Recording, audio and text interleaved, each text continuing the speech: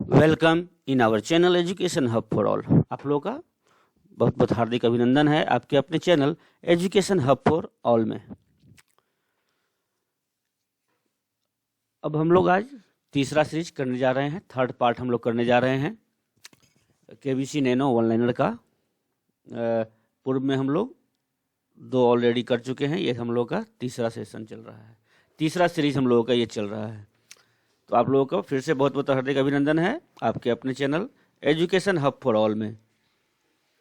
और हाँ, जो भी नए हैं वो सब्सक्राइब कर लेंगे, बेल आइकन को प्रेस करना ना भूलेंगे, जिससे आपको वीडियो ससमय मिल सके।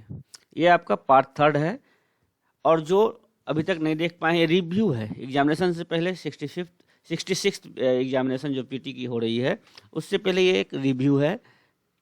जल्द से जल्द हम लोग ख़त्म करने की कोशिश करेंगे इस बुक को, जहाँ तक संभव हो मैं पूरा करने की कोशिश करूँगा। समय निकाल कर करना पड़ता है। और जो भी नए हैं वो सब्सक्राइब कर लें, बेल आइकन को प्रेस कर दें, और बाकी का जो 2 वीडियो है फर्स्ट और सेकंड वो जाके देख लें, इस सीरीज को पूरा करें। ओके, मतलब 1 और 2 बैक में दिया हुआ है, आप चैनल पे आप जाके देख सकते हैं।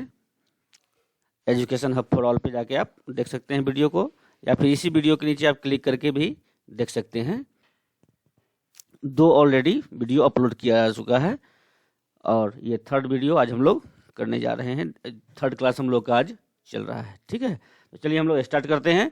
जो भी नए हैं वो, मेरी एक बस छोटी सी कोशिश है वैसे छात्र छात्राओं के लिए जो सुदूर इलाकों में रहते हैं, पठन पाठन की सामग्री की व्यवस्था नहीं हो पाती है, उनके लिए मैं एक छोटा सा कोशिश कर रहा हूँ कि उन तक भी सारा सामग्री पहुँच सके, कंपटीशन में वो पीछे नहीं रहे किसी से।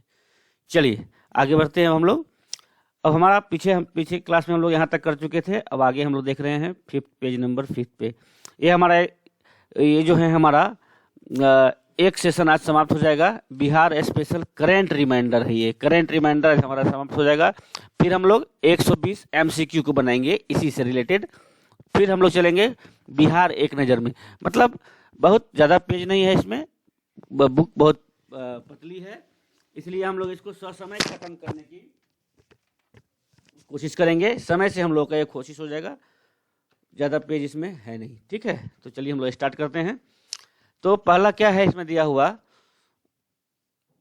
और अच्छा लगे तो लाइक जरूर कीजिए, कमेंट कीजिए। कमेंट आप लोग करते नहीं हैं, कमेंट करने से प्रोत्साहन मिलती है, लाइक करने से प्रोत्साहन मिलती है। शेयर जरूर कीजिए, वीडियो को शेयर किया कीजिए। शेयर करने से जी और भी आपके फ्रेंड हैं, आपके सर्किल में जो भी हैं, उन्हें शेयर कीजिए, उन्हें भी मदद मिलेगी। चलिए हम लोग स्टार्ट करते हैं। हमारा पहला पॉइंट क्या है, डॉक्टर राजेंद्र प्रसाद केंद्रीय कृषि विश्वविद्यालय के द्वारा एक नए मशरूम की प्रजाति विकसित की गई है। क्या की गई है, तो डॉक्टर राजेंद्र प्रसाद केंद्रीय विश्वविद्यालय के द्वारा एक नई मशरूम की प्रजाति विकसित की गई है। उसका नाम क्या रखा गया है? मशरूम की प्रजाति जो विकसित की गई है किसके द्वारा, तो केंद्रीय कृषि विश्वविद्यालय के द्वारा, डॉक्टर राजेंद्र प्रसाद केंद्रीय विश्वविद्यालय के द्वारा उसका नाम रखा गया है पेडी एक्स्ट्रा। क्या नाम रखा गया है? पेडी एक्स्ट्रा उसका नाम रखा गया है। ओके, पेडी एक्स्ट्रा। नेक्स्ट हम लोग देखते हैं, ब्रह्मांड के रहस्य एवं उसे प्रभावित करने वाले कारकों का अध्ययन करने के लिए बिहार के किस संस्था ने अमेरिका के एनर्जी नेशनल लेबोरेटरी के साथ समझौता किया है? तो दक्षिण बिहार केंद्रीय विश्वविद्यालय गया, दक्षिण बिहार केंद्रीय विश्वविद्यालय गया ने। नेक्स्ट है, बिहार कृषि विश्वविद्यालय सबौर भागलपुर के द्वारा 3 नई उन्नत किस्म की फसलें विकसित की गई है, जिनके नाम क्रमशः है सरना, सबौर 1 तथा विदेही। सरना, सबौर 1 तथा विदेही, ये तीनों फसलें किसकी है? तो ये मखाना की है। यहाँ सरना से लोग सोच लेंगे कि धान की है, चावल की है, नहीं, तो ये है सरना, सबौर और विदेही मखाना की किस्म है। किसकी किस्म है? मखाना की, याद रखिएगा, मखाना की। आपका बैंक आपके द्वार, आपका बैंक आपके द्वार नामक कार्यक्रम बिहार के किस संस्थान के द्वारा प्रारंभ किया गया है? आपका बैंक आपके द्वार, तो ये डाक विभाग के द्वारा स्टार्ट किया गया है। ओके, नेक्स्ट है, एजुकेशन वर्ल्ड इंडिया द्वारा जारी गवर्नमेंट यूनिवर्सिटी रैंकिंग में बिहार के किस विश्वविद्यालय को प्रथम स्थान प्राप्त हुआ है? तो वो भी कौन है? दक्षिण बिहार केंद्रीय विश्वविद्यालय गया को ही प्राप्त हुई है। एजुकेशन वर्ल्ड इंडिया द्वारा जो गवर्नमेंट यूनिवर्सिटी की रैंकिंग हुई है उसमें दक्षिण बिहार केंद्रीय विश्वविद्यालय गया को प्रथम स्थान प्राप्त हुआ है। नेक्स्ट है, बिहार का कौन सा इंजीनियरिंग संस्थान ऑनलाइन माध्यम से अपने छात्रों का परीक्षा लेने वाला देश का पहला संस्था बन गया है? तो इंजीनियरिंग में जो ऑनलाइन एग्जाम लिया है वो IIT पटना है। कौन है? IIT पटना। ओके, नेक्स्ट देखते हैं, बिहार के किस नदी के किनारे औषधीय पौधे का कॉरिडोर विकसित करने का निर्णय लिया गया है? औषधि पौधे का कॉरिडोर विकसित करने का निर्णय लिया गया है, वो गंगा नदी के किनारे। बिहार में किस वैश्विक संस्थान के सहयोग से बिहार का पहला प्लास्टिक रिसाइकलिंग प्लांट स्थापित किया जा रहा है? तो United Nation Development Programme UNDP के माध्यम से प्लास्टिक का रिसाइकलिंग प्लांट स्थापित किया जा रहा है। National institute ranking framework NIRF 2020 के अनुसार IIT पटना को देश में कौन सा रैंक प्राप्त हुआ है? तो IIT पटना को 54वां रैंक प्राप्त हुआ है NIRF के द्वारा, नेशनल इंस्टीट्यूट रैंकिंग फ्रेमवर्क के द्वारा। केंद्र सरकार के द्वारा तकनीकी शिक्षा को बढ़ावा देने के लिए बिहार के किस जिले में अटल अकादमी खोलने की मंजूरी दी गई है? अटल अकादमी खुलेगी पटना में ही खुलेगी। ओके, बिहार के किस व्यक्ति को मदर टेरेसा फाउंडेशन अवार्ड से सम्मानित किया गया है? तो मदर टेरेसा फाउंडेशन से सम्मानित किया गया डॉक्टर मनेंद्र कुमार को मदर टेरेसा फाउंडेशन अवार्ड से सम्मानित किया गया है। राज्य के गया जिला में स्थित गोदावरी तालाब को केंद्र सरकार के किस योजना के तहत विकसित किया जा रहा है?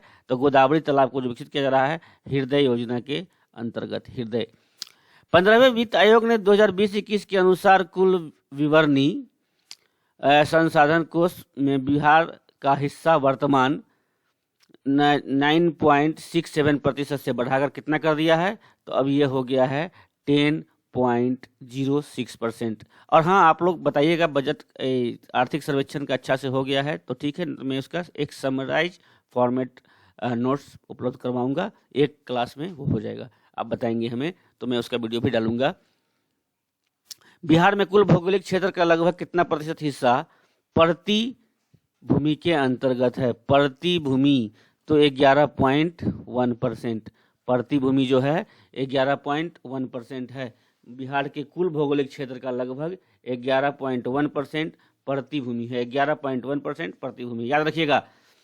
वर्ष 2017-18 के आंकड़ों के अनुसार राज्य में कुल अकृषि भूमि सर्वाधिक 3.11 लाख हेक्टेयर गया जिले में थी, जबकि सबसे कम 0.15 लाख हेक्टेयर अकृषि भूमि कहाँ थी? तो शेखपुरा में थी। नेक्स्ट है, 17-18 में भोजपुर, मधुबनी, रोहतास और सुपौल जिलों में वर्तमान प्रति कुल भूमि का कितना प्रतिशत थी? तो 2% थी। वर्ष 2017-18 के आंकड़ों के अनुसार बिहार में औसत फसल सघनता कितनी है? औसत फसल सघनता, यहाँ पे आप याद रखिएगा डाटा को, 11.1% क्या है? तो प्रति भूमि है। ओके, अब यहाँ पे इस डाटा को, ये उतना इम्पोर्टेंट नहीं है मुझे भी लग रहा है, लेकिन ये इम्पोर्टेंट है क्या? तो बिहार में औसत फसल सघनता कितनी है? तो 1.44 lakh hectare. 1.44 lakh hectare. Okay, next है, वर्ष 2017-18 आंकड़ों के अनुसार चावल उत्पादन की दृष्टि से बिहार के शीर्ष 3 जिले, माने चावल उत्पादन में बिहार का 3 जिला कौन है? तो एक है, पहला है रोहतास, फिर है औरंगाबाद, फिर है कैमूर। ये शीर्ष 3 जिले हैं। रोहतास में 7.92 लाख टन, और औरंगाबाद में 5.42 लाख टन, और कैमूर में 3.54 लाख टन। तो रोहतास, औरंगाबाद और कैमूर, ये 3 जिले, कैमूर, ये 3 जिले हैं जो शीर्ष पे हैं किसके उत्पादन के लिए? तो चावल के लिए। रोहतास, औरंगाबाद और कैमूर चावल उत्पादन के लिए। नेक्स्ट हम लोग चलते हैं आगे, देखते हैं क्या है। वर्ष 2017-18 के आंकड़ों के अनुसार गेहूं उत्पादन की दृष्टि से बिहार के शीर्ष 3 जिले, तो गेहूं भी है रोहतास 5.18 लाख टन, रोहतास, मुजफ्फरपुर और सीतामढ़ी। गेहूं के लिए 3 जो शीर्ष जिले हैं वो है रोहतास, मुजफ्फरपुर और सीतामढ़ी, और चावल के लिए रोहतास, औरंगाबाद और कैमूर। ओके, नेक्स्ट अब देखते हैं, वर्ष 2017-18 के आंकड़ों के अनुसार मक्का उत्पादन की दृष्टि से बिहार के शीर्ष 3 जिले, तो कटिहार प्रथम है, पूर्णिया सेकेंड है, थर्ड अररिया है। मक्का उत्पादन में 3 जिले जो हैं कटिहार, पूर्णिया, अररिया। वर्ष 2017-18 के आंकड़ों के अनुसार दलहन उत्पादन में पटना, औरंगाबाद और नालंदा। ओके, अब आइए 17वीं लोकसभा चुनाव अभी हुई है बिहार में। चुनाव कितने चरण में, जो लोकसभा चुनाव हुई, सॉरी मैं विधानसभा हुई है, मैं लोकसभा की बात कर दिया। तो लोकसभा चुनाव जो हुई थी उसमें बिहार में कुल कितने चरण में हुई थी, तो 7 चरणों में। कितने चरणों में, 7 चरणों में लोकसभा की चुनाव हुई थी। प्रथम चरण हुई थी 11 अप्रैल से लेके 11 अप्रैल 2019, कितने सीटों के लिए, 4 सीटों के लिए। सेकेंड चरण थी 18 अप्रैल, थर्ड चरण थी 23 अप्रैल, 11, 18, 23, 29, याद रखिएगा 11, 18, 23, 29, 4 चरण। 6, 12, 19, 6, 12, 19, इधर 3 चरण, तो टोटल हो गया 7 चरण। 11, 18, 23, 29 और 6, 12, 19। 5, 4, 5, 5, 5, 5, 8, 8, लास्ट में 8, 8 सीटों के लिए हुआ है। उसके बाद सबसे पहले 4 सीटों के लिए हुआ है, बीच में जो बच जाता है वो 5 सीटों के लिए। याद रख सकते हैं इस तरह से आप ट्रिक से भी, 4 और नीचे से 2, 8, 8 और बाकी 4 कितना हो गया, 5 5 सीटों के लिए। चलिए, ये थी वोटिंग की सीट। अब देखते हैं विभिन्न पार्टियों का प्रदर्शन। भारतीय जनता पार्टी को जो वोट शेयरिंग थी कितनी थी, जो कि अलायंस है जिसकी जदयू के साथ, तो इसमें क्या था, जदयू भी इसका मदद किया है। तो वोट शेयर जो है 23.58% और बदलाव 5.8% माइनस में। सीट जीता था टोटल कितना, 17 सीट। और लोकसभा के लिए कितने सीट हैं आपको तो मालूम ही होगी। चलिए, तो ये थी, ये सारे डाटा है, डाटा को आप देख लेंगे अच्छे से। बिहार में 7 चरणों के लिए मिला जुला कर औसत मतदान 57.33% रहा था। जम्मू कश्मीर के बाद भारत का सबसे कम मतदान प्रतिशत वाला दूसरा जिला बिहार था। जम्मू कश्मीर के बाद दूसरा जिला जो था, दूसरा राज्य जो था वो बिहार था। प्रथम जो है आपका जम्मू कश्मीर है, उसके बाद भारत का सबसे कम मतदान होने वाला प्रतिशत वाला दूसरा राज्य जो है वो बिहार था, जहाँ पे 57.33% मतदान हुई थी। 57.33% मतदान हुई थी। और ये कश्मीर, जम्मू कश्मीर के बाद दूसरा है, याद रखिएगा दूसरा स्थान पे बिहार है, जहाँ पे कम मतदान हुई है 57.33%। अब देख लेते हैं पद्म विभूषण 2020 में जो दिया गया है, जॉर्ज फर्नांडिस को मरणोपरांत दिया गया है। एक किस क्षेत्र से थे, तो राजनीति से, और इनका राज्य तो बिहार है। ठीक है, नेक्स्ट है सुजोय के गुहा, इनको मिला है विज्ञान के लिए। ये भी कहाँ के हैं, तो बिहार के ही हैं। विमल कुमार जैन को मिला है साहित्य और शिक्षा के लिए पद्मश्री। पद्म विभूषण मिला है केवल बिहार में जॉर्ज फर्नांडिस को मरणोपरांत। याद रखिएगा, जॉर्ज फर्नांडिस को मरणोपरांत मिला है पद्म विभूषण। पद्म विभूषण मिला है केवल जॉर्ज फर्नांडिस को, वो भी मरणोपरांत। अब वो कहाँ के हैं, तो बिहार के हैं। याद रखिएगा, जॉर्ज फर्नांडिस को मरणोपरांत मिला है पद्म विभूषण 2020 का। और पद्मश्री जो मिला है सुजोय राय गुहा को विज्ञान के लिए, साहित्य और शिक्षा के लिए विमल कुमार जैन को, शांति जैन को मिला है कला के लिए, शांति रॉय को मिला है चिकित्सा के लिए। शांति जैन कला, शांति रॉय चिकित्सा, और श्याम सुंदर शर्मा को कला के लिए, रामजी सिंह को समाज सेवा के लिए, वशिष्ठ नारायण सिंह को मिला है मरणोपरांत। याद रखिएगा, ये दो यहाँ पे इंपॉर्टेंट हो जाता है। पद्मश्री वशिष्ठ नारायण को मिला है मरणोपरांत, और जॉर्ज फर्नांडिस को भी मिला है मरणोपरांत। ये दोनों बिहार के हैं, ये राजनीतिक से थे, ये विज्ञान से हैं। ठीक है, याद रखिएगा, ये इम्पोर्टेंट है। पद्मश्री जो मिला है वशिष्ठ नारायण सिंह को मरणोपरांत, और पद्म विभूषण मिला है जॉर्ज फर्नांडिस को, जो राजनीतिज्ञ हैं थे, उनको मिला है मरणोपरांत। नेक्स्ट आते हैं हम लोग अब बिहार के महत्वपूर्ण नवीन ऑपरेशन को देख लें। ऑपरेशन सिद्धार्थ, बिहार में नक्सल उग्रवाद से निपटने के लिए यह अभियान चलाया गया है। इसके तहत रचनात्मक कार्यों के तहत नक्सल क्षेत्रों में स्कूल, अस्पताल, सड़क जैसी आधारभूत सुविधाएं प्रदान की गई। ओके, नक्सल से निपटने के लिए यह ऑपरेशन चलाया गया है, ऑपरेशन सिद्धार्थ। और इसके अभियान को चलाया गया और इसके तहत रचनात्मक कार्यों के तहत नक्सल क्षेत्रों में स्कूल, अस्पताल, सड़क जैसी आधारभूत संरचना का प्रदान किया। ऑपरेशन सिद्धार्थ। ओके, अब आते हैं ऑपरेशन उजाला। मुजफ्फरपुर की कुख्यात रेड लाइट एरिया ऑपरेशन उजाला जो है, रेड लाइट एरिया जो है मुजफ्फरपुर में चतुर्भुज स्थान की वेश्याओं के जीवन में आवश्यक सुधार लाकर उसके जीवन में उजाला लाना इसका उद्देश्य है, ऑपरेशन उजाला। ठीक है, मुजफ्फरपुर रेड लाइट एरिया याद रखिएगा। ऑपरेशन सिद्धार्थ आप देख लीजिए, नक्सल के लिए सड़क, चिकित्सा, अस्पताल, स्कूल जैसे आधारभूत संरचना को प्रदान किया गया। ऑपरेशन कोबरा, उजाला समझ गए, रेड लाइट एरिया में उजाला करना है। और ऑपरेशन कोबरा जो है बिहार के माफिया गिरोह के सफाया के लिए बनाया गया है, कोबरा चलाया गया है, ऑपरेशन कोबरा। नेक्स्ट है ऑपरेशन चाणक्य। ऑपरेशन चाणक्य जो है इस अभियान का उद्देश्य बाजार में दैनिक उपभोग की विभिन्न वस्तुओं में मिलावट को रोकना। चाणक्य क्या करता है? चतुराई से मिलावट को रोकता है, चाणक्य मिलावट को रोकने के लिए। ऑपरेशन टोडरमल है, इस अभियान का उद्देश्य भूमि सुधार का, ऐसे भी था टोडरमल अकबर के समय में था, तो याद रखिएगा ये भूमि सुधार कार्यक्रमों में तीव्रता लाकर भूमिहीन को भूमि वितरित करना था।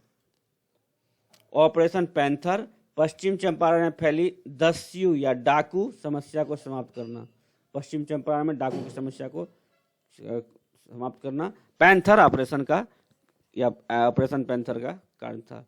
ऑपरेशन दशक, दशक में क्या है? आर्थिक एवं सामाजिक रूप से दुर्बल वर्ग की दशा सुधारने और उनके सामाजिक न्याय प्रदान करने के लिए बिहार में इस अभियान का संचालन राज्य सरकार की ओर से किया गया है। आर्थिक सामाजिक रूप से दुर्बल हैं उसके दशा को सुधारने का काम और उन्हें न्याय दिलवाने का। ऑपरेशन धनवंतरी जो है, ऑपरेशन धनवंतरी, इस अभियान का उद्देश्य अवैध एवं नकली दवाओं का नियंत्रण। धनवंतरी दवा का भी नाम है, याद रखिए, दवा धनवंतरी। इस अभियान का उद्देश्य अवैध एवं नकली दवाओं पर नियंत्रण स्थापित करना था। ऑपरेशन चारा, सीबीआई द्वारा चारा घोटाले की जांच कर दोषियों को धरपकड़ करने की अभियान चलाया गया था। इसके बाद ऑपरेशन जगुआर, अंग प्रदेश और कोसी अंचल के दियरा क्षेत्र में अपराधियों को खत्म करने के लिए जगुआर चलाया गया था। ऑपरेशन मुदगल, वनों से पत्थर की तस्करी को रोकने के लिए, वनों से पत्थर की तस्करी को रोकने के लिए। अब आइए बिहार विधानसभा चुनाव 2020 में महिला एवं पुरुष का मतदान को हम लोग देख लेते हैं। तो देख लेते हैं 2020 में चुनाव जो हुआ उसमें 59.69% या फिर 59.7% भी आप बोल सकते हैं, 59.69% भी आपको मिलेगा।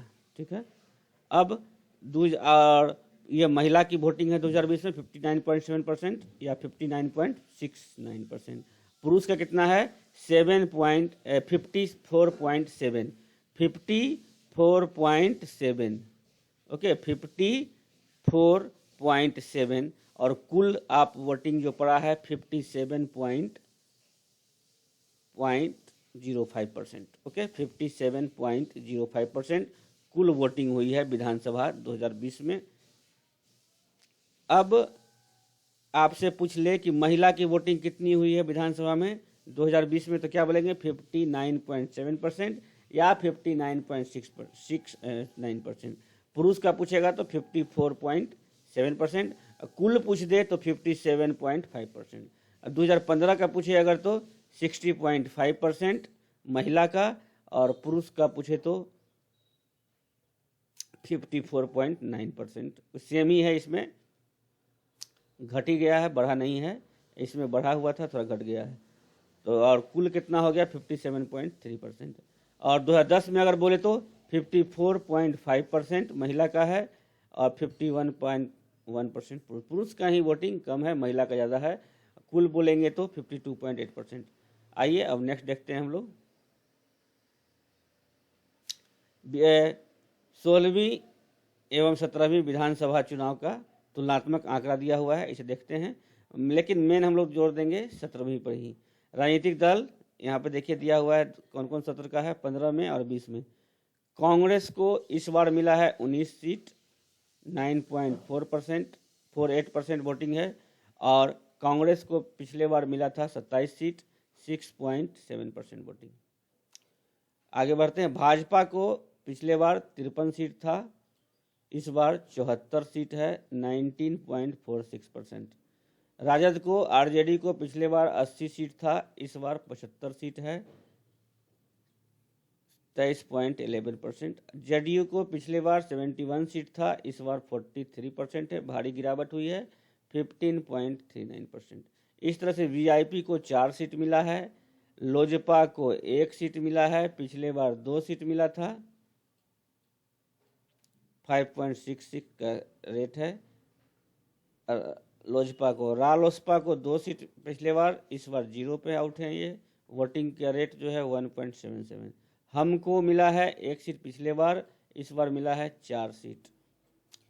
सीपीआई को मिला है 3 सीट पिछले बार, इस बार मिला है 12 सीटें।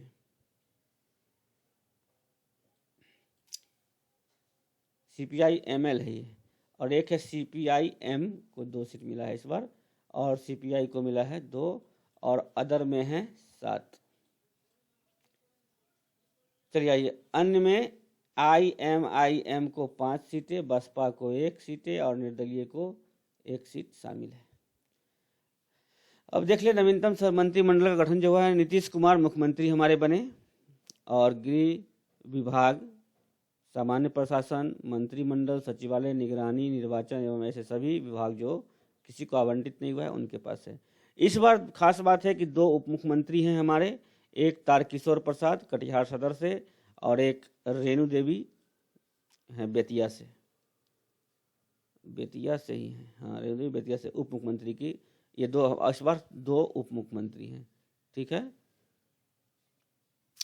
तो रेणु देवी को पंचायती राज और पिछड़ा जाति और पिछड़ा वर्ग कल्याण उद्योग दिया गया है, और तारकिशोर प्रसाद जो है वित्त विभाग, वाणिज्य कर, पर्यावरण, वन एवं जलवायु परिवर्तन, सूचना प्रौद्योगिकी, आपदा प्रबंधन और नगर विकास एवं आवास विभाग, इन्हीं को मिला है तारकिशोर प्रसाद को। विजय चौधरी जो हैं ग्रामीण कार्य, संसदीय कार्य, ग्रामीण विकास विभाग, जल संसाधन, सूचना एवं जनसंपर्क। विजेंद्र प्रसाद यादव जो हैं वो ऊर्जा, मद्य निषेध, उत्पाद एवं निबंधन योजना एवं विकास, खाद्य एवं उपभोक्ता संरक्षण में हैं। अशोक चौधरी को मिला है भवन निर्माण, समाज कल्याण विभाग, विज्ञान प्रौद्योगिकी, अल्पसंख्यक कल्याण। मेवालाल चौधरी को मिला है शिक्षा विभाग, और इनका त्यागपत्र हो गया है 19/11/2020 को त्यागपत्र भी हो गया। ठीक है, 19/11/2020 को त्यागपत्र। श्रीमती शीला कुमारी परिवहन में है, परिवहन मंत्री बनाया गया है इनको, श्रीमती शीला कुमारी को। संतोष कुमार सुमन लघु जल संसाधन विकास, ये संतोष कुमार सुमन कौन हैं, तो हमारे जो प्रोटेम्प्ट स्पीकर हैं जीतन राम मांझी सर, उनके ये सुपुत्र हैं, बेटे हैं संतोष कुमार सुमन। लघु जल संसाधन विभाग, अनुसूचित जाति एवं जनजाति कल्याण विभाग। मुकेश सहनी वीआईपी के अध्यक्ष जो हैं, उन्हें मिला है पशु एवं मत्स्य संसाधन विकास। मंगल पांडे को स्वास्थ्य, कला, संस्कृति एवं युवा, पथ निर्माण। अमरेंद्र प्रताप सिंह को कृषि मंत्रालय, सहकारिता और गन्ना उद्योग। राम प्रीत पासवान को लोक स्वास्थ्य अभियंत्रण, और जीवेश कुमार को श्रम संसाधन, पर्यटन, खनन एवं भूतत्व, और श्री राम सूरत कुमार को राजस्व एवं भूमि सुधार विधि। तो ये कुछ आज का हमारा इम्पोर्टेंट सेशन था जिसको हम लोग देखें। अब वीडियो को स्किप मत कीजिएगा, वीडियो को रोक के देखिएगा। अब कल का सेशन हम लोग का चलेगा आज ही सोचेंगे हम कि ऑब्जेक्टिव डाल दें किसी तरह से। ऑब्जेक्टिव जो है ऑब्जेक्टिव एमसीक्यू हम डालेंगे, 120 रहेगा उसमें, उसे हम लोग सॉल्व करेंगे 120, इसी पैटर्न पे जो हम लोग पढ़े हैं अभी तक उसी का रहेगा। उसके बाद हम लोग हिस्ट्री और उसमें प्रवेश कर जाएंगे, बिहार एक नज़र में। वो छोटा छोटा सीरीज है, एक एक सीरीज का होगा, हम लोग जल्द से जल्द ख़त्म करने की कोशिश करेंगे। तो चलिए, जो भी नए हैं वो सब्सक्राइब कर लें, बेल आइकन को प्रेस कर दें और लाइक कमेंट शेयर जरूर करें। कमेंट करने से प्रोत्साहन मिलती है, लाइक आप लोग करते नहीं हैं, तो इसलिए लाइक जरूर करें। चलिए, बाय बाय, टेक केयर, धन्यवाद। अच्छे से तैयारी करें, समय बहुत कम बची है।